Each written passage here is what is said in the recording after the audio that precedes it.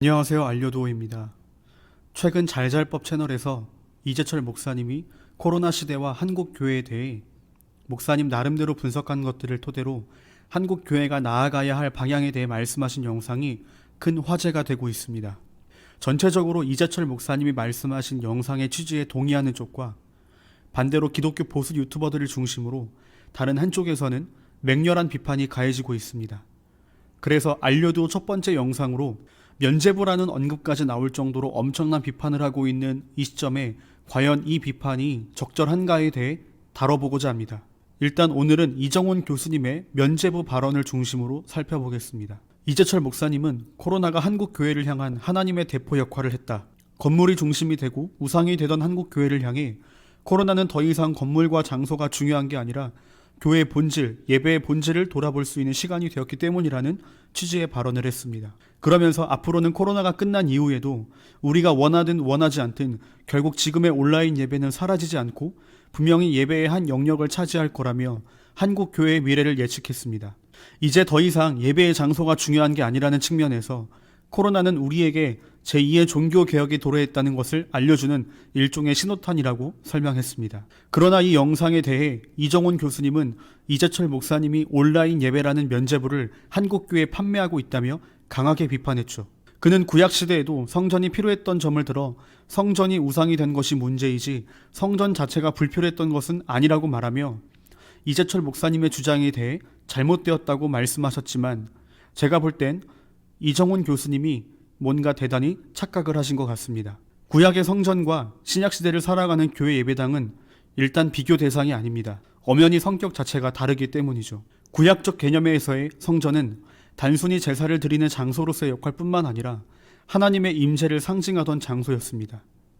주님이 오시기 전까지는 이스라엘 백성들은 이 성전을 통해서 제사를 드려야만 했기에 포로기한 이후에도 성전 재건이 필요했던 겁니다. 그러니 구약에서 포로기한 당시에 성전 재건을 왜 했느냐? 결국은 성전이 필요했기 때문이다. 그러니까 신약시대인 지금도 교회 건물은 동일하게 필요하다고 말하는 건 신학적인 소견이 매우 부족한 데서 오는 오해입니다. 예수님이 승천하시고 보혜사 성령 하나님을 우리에게 보내주신 다음에는 더 이상 구약적 개념인 장소로서의 성전 개념이 신약시대에는 존재하지 않게 됩니다.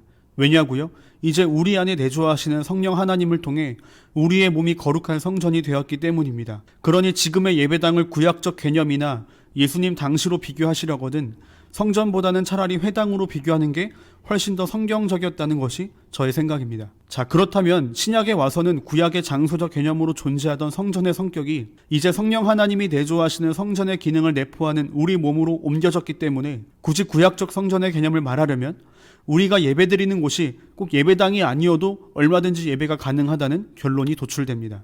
그러니까 구약의 성전 개념을 들어서 지금의 교회 예배당에서 예배가 필요하다는 논리는 매우 잘못된 견해일 뿐이라는 거죠. 이재철 목사님은 온라인 예배가 제2의 종교개혁이라고 말하지 않았습니다. 예배의 본질이 무엇인지 고민하지 않고 어떻게 하면 더 크고 화려한 예배당을 지어서 사람들을 모으게 할까?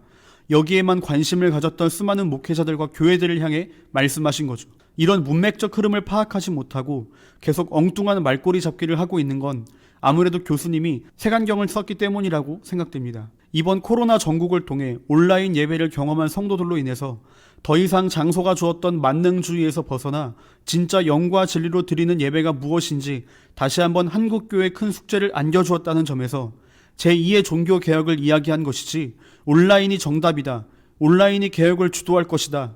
이제는 오프라인보다 온라인 예배가 대세다. 이렇게 말씀하신 건 아니라고 생각됩니다. 아무래도 이정훈 교수님은 신앙생활한 시간이 그렇게 오래되지 않아서인지는 모르겠지만 35년간 신앙생활을 하며 또 15년간 사역을 하며 느낀 저의 경험상 일부 교회가 아니라 거의 대부분의 교회들은 건물에 많은 관심과 투자를 하고 있었습니다. 교회는 건물이 아니라 사람이라고 모임이라고 말하면서도 정작 건축의 혈안이 되어 본질적인 사역을 못하고 있는 교회들이 절대로 일부가 아닙니다. 지금은 그럴 엄두를 못 내고 있는 작은 교회라 하더라도 시간이 지나 교회가 커지고 헌금이 모여서 교회의 재정이 쌓이게 되면 하나같이 다 건축이라는 태클을 타려고 합니다.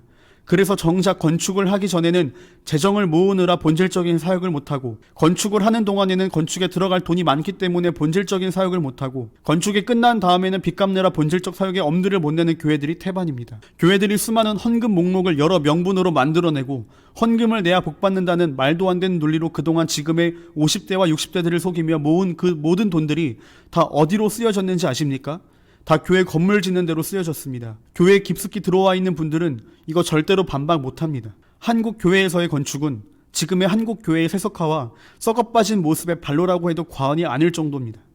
그런데 코로나로 인해서 더 이상 장소가 중요한 게 아니라는 걸 알게 되었으니 이것이야말로 한국 교회 안에 제2의 종교개혁이라 할 수 있는 것이죠. 이정원 교수님 잘 모르면서 아는 척, 그리고 자신의 의견이 성경인 척, 그렇게 순수한 많은 성도님들을 속이지 마세요. 제일 무서운 사람이 멍청한데 열정이 있는 사람입니다. 온라인 예배로도 얼마든지 영과 진리로 예배 드릴 수 있습니다.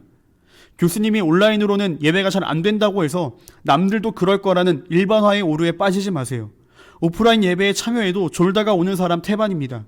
반쯤 정신 나간 상태로 비몽사몽으로 멍 때리다가 오는 사람도 정말 많습니다. 형식의 중요성도 중요하지만 형식보다 중요한 건 본질입니다. 본질이 사라진 형식은 죽어있는 것과 다름없지만 형식은 없어도 본질이 있다면 그건 살아있는 거니까요. 형식의 중요성을 논하기 전에 예배의 본질이 무엇인지부터 파악하십시오. 예배의 본질은 이산도 저산도 아닌 아버지께 영으로 예배하는 겁니다. 아직도 온라인이냐 오프라인이냐 장소의 논란에서 허우적거리지 마시고 제발 영과 진리로 드리는 예배가 무엇인지부터 파악하십시오. 영과 진리로 드리는 예배가 무조건 모여서 드리는 오프라인 예배에서만 가능하고 온라인에서는 어렵다면 그 주장에 대한 성경적 근거를 대면 되는 일입니다. 그런 성경적 근거는 없이 주장만 있다면 교수라는 타이틀이 참 부끄럽지 않을까요?